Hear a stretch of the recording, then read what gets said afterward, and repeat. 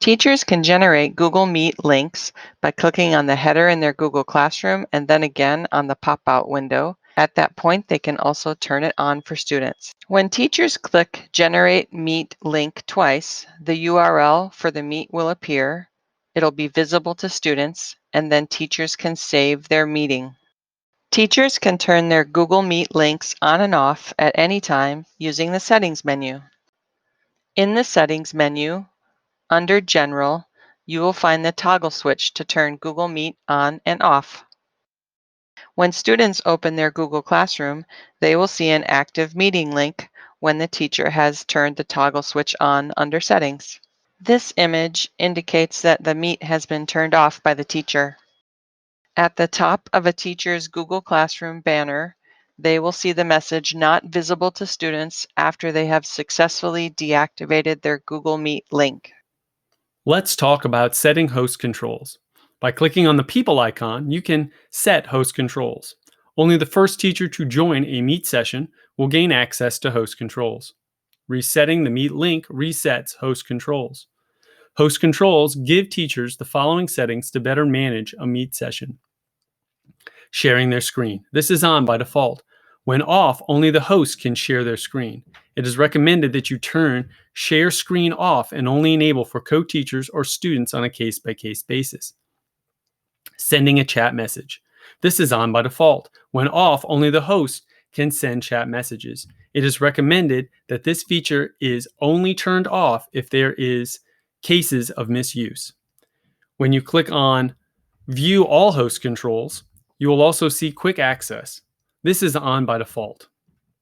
When off, only people invited by the host can join without asking. People cannot join anonymously, and only the host can dial out of a meeting. It is recommended that the quick access is off for all students after they have joined a Meet session. We'll also review some other settings that you have available, and that is audio. So in audio, you can check your microphone, make sure that it's working, check your speakers, as well as noise cancellation. You can toggle that on and cancel out any sounds that aren't your speaking, which is a great feature. You also have the ability to check your video. So you can check your camera, your resolution, make sure that all those are, again, working as needed for your sessions. You also have changed layout. So here you can do auto view, which goes back and forth between the speaker and grid view. You have tiled view, where you can see up to 49 student screens at one time. You have spotlight, which just shows the speaker, and sidecar. In a session, you also have the ability to turn on and turn off your microphone, turn on and turn off your video camera, as well as pressing the middle button, which looks like a telephone. If you press that, that'll allow you to leave a session. You want to make sure you do so after all students have left a session, though. That is best practice. Then at the bottom left corner, you have meeting details. In meeting details, you have the join link for your Meet session, as well as the blue shield where you can access the host settings again if you need to. You also have the ability to look at any attachments that you might have. And attachments, which I will show you in the next screenshot, are your whiteboard. So your whiteboard is going to launch a Google Jamboard. And that Google Jamboard will then show up as an attachment here underneath meeting details as well for you. We haven't been able to find any other way to assign attachments. Here you can see the three dots, and you have the ability, as I talked about, the whiteboard. You can start a recording. You can change your layout, full screen, turn off background blur, turn on closed captioning, and then, of course, report any issues and access settings. Let's take a look at closed captions. And as you can see above the white bar, the text is showing up and it is copying what I say pretty well. Can you guys see an advantage of why this would be a good instructional tool?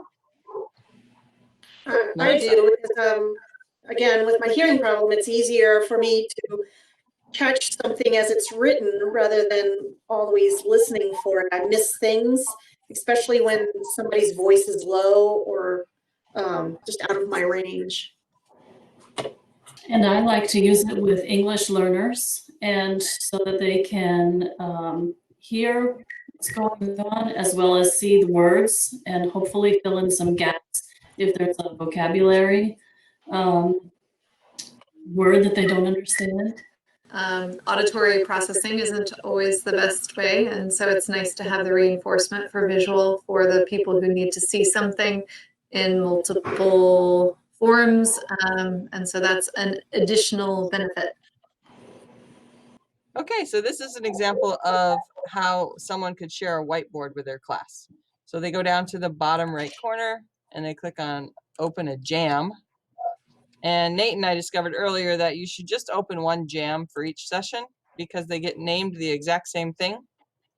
And it'll come up with who's going to access the file. And right now they only have view access. So if I want this to be collaborative, I have to change it to edit. And then I would hit send. And then a window pops up for me to see the Jamboard. And then the users on the other end also get to see the Jamboard. And then we can have a collaborative activity on this whiteboard. So we can see people that are joining as they come in. Teachers could give instructions that say,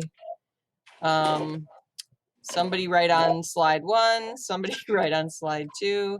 And Nate's got his ever famous chocolate Bitmoji that he's added. So your directions today are add something to the Jamboard, class. Hey, teacher, I clicked on it when it popped up for me and then it disappeared. Any suggestions? You could go to the attachment. Yes, on the bottom left corner, there is a attachment that you should be able to go into and open. Haha! Looks like there's a link in the chat as well. The link in the chat would be up here where kids could go back and access the Jamboard. And that is how you could share this collaborative activity with your class. Okay, so this is a live demo of how a moderator would start a breakout group. So in Google Meet, there's this triangle, square, circle icon. It stands for activities, which I just learned because I hovered over it. When I click that, I have the choice of doing breakout rooms, polls, or question and answer. So I have some lovely volunteers here that we're going to put into breakout groups. And they're going to talk about whether or not they like Google Classroom or Blackboard Collaborate better and what are some advantages or disadvantages of both platforms. I'm going to do 2 groups, and there will be 3 people in one and 2 in another. And then once I start them, I'll be able to hop into breakout group 2. Okay, so here we go, everybody. All right, so I'm going to join breakout group 2.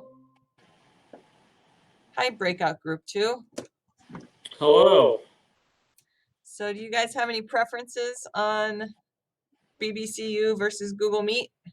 I would say the more that I use Google Meet, the more that I like Google Meet. I just think it's a little bit more user friendly. I think it has the same options, but I do feel the ability to see people's faces or more student faces is a huge benefit. Now that they've added the same features that Blackboard Collaborate Ultra has, I just feel like it just seems like a better option. I like the camera in Google Meet a lot. I think it's brighter. I think the pictures are crisper, and I do like the background blur feature as well. I'm not sure about the security compared to BBCU. I'm going to jump into the other one just so we can get a little bit of recording of that one too. Hi, Karen. I just wanted to pop into this one so I can get some of your thoughts too. We were talking about how we could see everybody on the screen with this, which is really great for clubs when we hope kids are going to turn on their cameras. Where in classes, it would just be us staring at 30 empty screens. Yeah. Yeah. Yeah, and I don't know if you One of the guys things- noticed, but Melissa is blurring and unblurring her background. She had it blurred when I we started. do enjoy Yeah, that. it's good, right? I like that. Yeah. Yeah, you can physically see the hand raise, Yeah. which I kind of like. Okay, so Google Meet also now allows you to do polls. So we're going to demo that for you. They'd go up here and they'd click on these 3 icons called activities. And then the poll is here. and then you would just ask your question.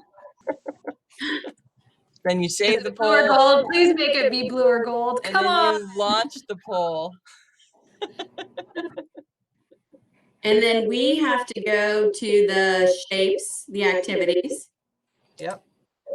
and click on polls. So we have 3 votes and 2 votes. And then we're going to end the poll. And then I'm going to click on show everyone the results.